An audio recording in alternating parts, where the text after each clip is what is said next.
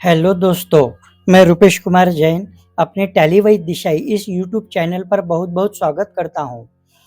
आपका ढेर सारा प्यार मेरे हर वीडियो को मोटिवेट करता है कि मैं आपके लिए नॉलेजेबल वीडियो ला सकूं। वैसे मेरे चैनल पे कॉमर्स लाइन के टैली अकाउंटिंग से रिलेटेड सभी वीडियो होते हैं, तो यह वीडियो आपको पूरा देखना होगा, क्योंकि इसमें मैं आपको स्कीमिंग में समझाने वाला हूँ कि बैलेंस शीट के लायबिलिटीज और एसेट साइड के जो हेड होते हैं, उस हेड में कुछ लेजर होते हैं, उस बारे में आपको डिटेल्स पता लगे। तो चलिए, यह वीडियो आपको अच्छा लगे तो आप लाइक, सब्सक्राइब, कमेंट्स और बेल आइकन को प्रेस करें। आपका ज़्यादा समय न लेते हुए मैं इस वीडियो को स्टार्ट करता हूं। तो यहाँ आप देख पा रहे हो मेरे टैली का स्क्रीन पर, गेटवे ऑफ टैली के स्क्रीन पर टैली वैद दिशाई इस नाम से एक कंपनी है, जो मेरे चैनल का भी नाम है टैली वैद दिशाई। तो आपको अभी देखना होगा कि balance sheet have two side, right hand side is known as asset side and left hand side is known as liability side। तो एक एक करके सभी देख लेते हैं। फिक्स एसेट, दोस्तों फिक्स एसेट मतलब वह चीज कि जो आपने यूज करने के लिए लाई है ऑफिस में, जैसे कि मशीनरी है, व्हीकल है, कंप्यूटर है, उसके बाद फर्नीचर है, लैंड एंड बिल्डिंग है, इलेक्ट्रिक इंस्टॉलेशन है। ऐसी जो चीजें होती है जो आप यूज करने के लिए लाते हो, वह सारी चीजें आपकी फिक्स एसेट कहलाती है और ये हमेशा एसेट साइड में आती है। और इस फिक्स एसेट पर यूज करने पर 31 मार्च को या कभी बीच में 6 महीने में हाफ ईयरली डेप्रिसिएशन चार्ज होता है, क्योंकि अपन जो चीज यूज करते हैं वो चीज की वैल्यू यूज करने के बाद कुछ कम हो जाती है, तो उस पर डेप्रिसिएशन चार्ज होता है। उसके बाद देखिए यहाँ पर इन्वेस्टमेंट आया है। अगर अपन ने म्यूचुअल फंड्स में कुछ इन्वेस्ट किया या कुछ शेयर में इन्वेस्टमेंट की, तो वो आपकी इन्वेस्टमेंट अंडर ग्रुप आएगी। तो ये अपन क्या करते हैं कि कंपनी का कुछ प्लस मनी वगैरह हो तो अपन म्यूचुअल फंड या स्टॉक मार्केट में इन्वेस्टमेंट करते हैं, ताकि आपको मार्केट के हिसाब से उसकी वैल्यू भी मिले और आपको पर ईयर डिविडेंड भी मिले। अगर कंपनी देती है तो आपको डिविडेंड भी मिलता है। उसके बाद में यहाँ पर मैं आपको एक डिपॉजिट की भी एंट्री लेकर बताता हूँ। पेमेंट में सपोज मेरा खर्चा था, अपन इलेक्ट्रिक एक्सपेंसेस की एंट्री ले लेते हैं। फर्स्ट मंथ का बिल मुझे 1500 रुपये आया, जो मैंने यहाँ भर दिया और मैंने उसी समय डिपॉजिट दिया, इलेक्ट्रिसिटी डिपॉजिट, जिसका मेरा ग्रुप होगा डिपॉजिट एसेट। तो उन्होंने 1000 रुपये मेरे से डिपॉजिट ले लिया, तो मैंने बिल के साथ 2500 रुपीज पेड कर दिए।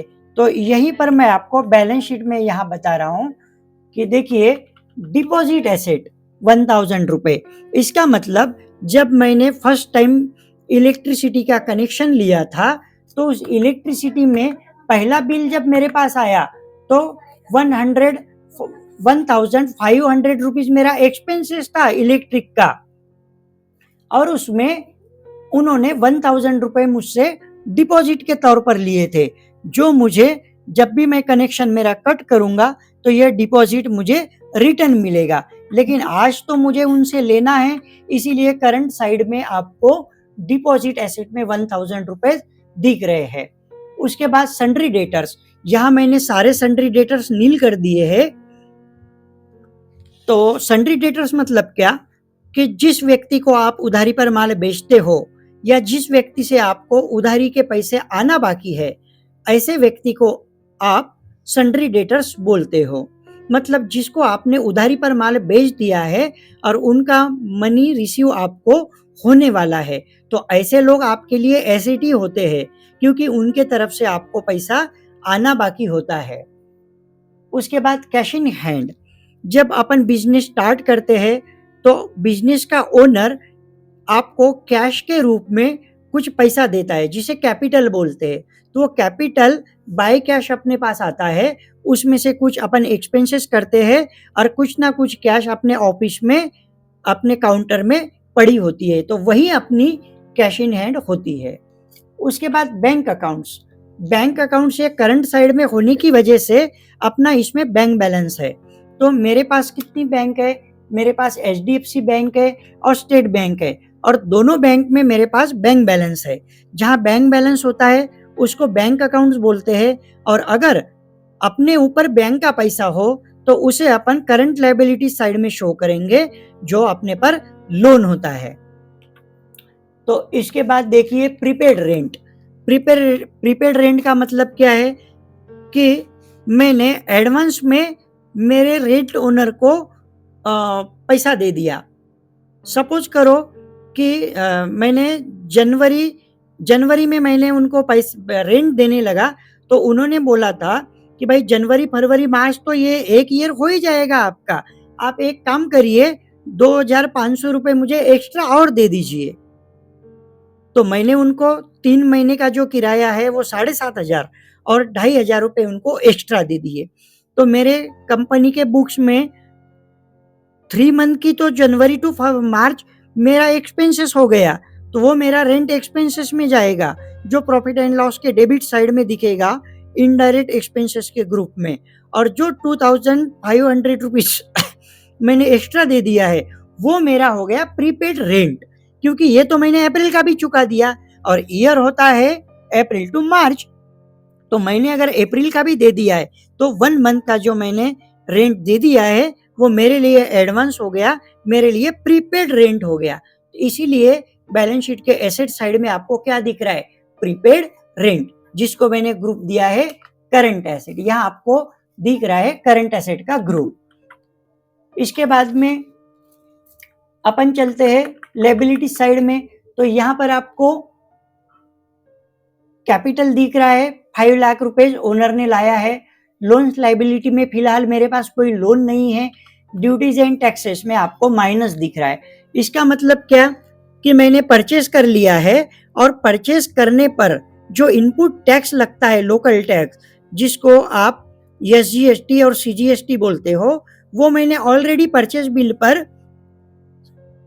पेड कर दिया है मेरे सन्ड्री क्रेडिटर को, और उसके बिहाफ में इतनी सेल कर नहीं पा रहा हूं, इसीलिए मेरा लायबिलिटी साइड होते हुए भी माइनस में ड्यूटीज एंड टैक्सेस दिख रहा है। इसका मतलब मुझे तो सन्ड्री क्रेडिटर से जो पैसा दिया है वो गवर्नमेंट से मुझे टैक्स लेना बाकी है अभी।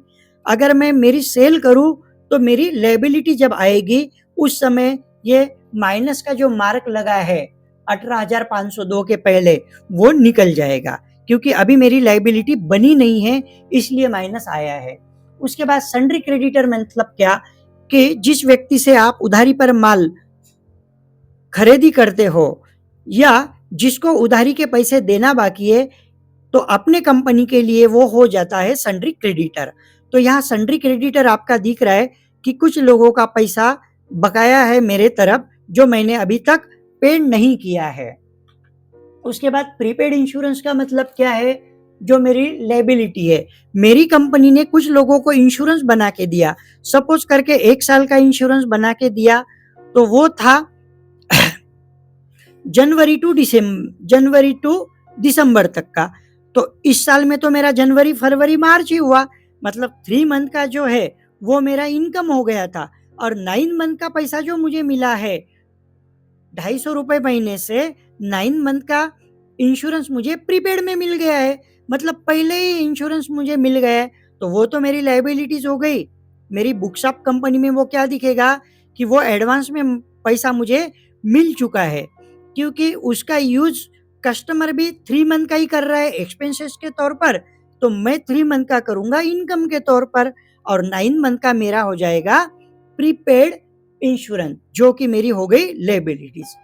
उसके बाद वाटर पेबल, मुझे मार्च का बिल मिला है वाटर का, और वो मैं अभी पेड नहीं करने वाला हूँ, क्योंकि मार्च का बिल ही मुझे अप्रैल में मिला है, तो मैं उसका पैसा भी अप्रैल में मतलब नेक्स्ट ईयर में दूंगा।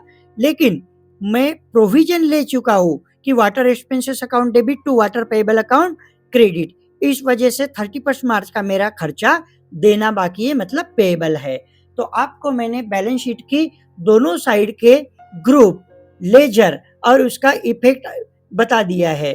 तो दोस्तों, मेरे चैनल पर आपको पता है कि बहुत ही नॉलेजेबल वीडियो आते रहते हैं और मैं हर वीडियो को बहुत ही ईजी तरीके से आपको समझाता हूँ। तो ऐसे ही मेरे वीडियो सबसे पहले पाने के लिए अभी के अभी मेरे वीडियो को आप बेल आइकन प्रेस कर दीजिए, सब्सक्राइब कर दीजिए और ऐसे ही वीडियो मेरे देखते रहिए। जय हिंद, वंदे मातरम।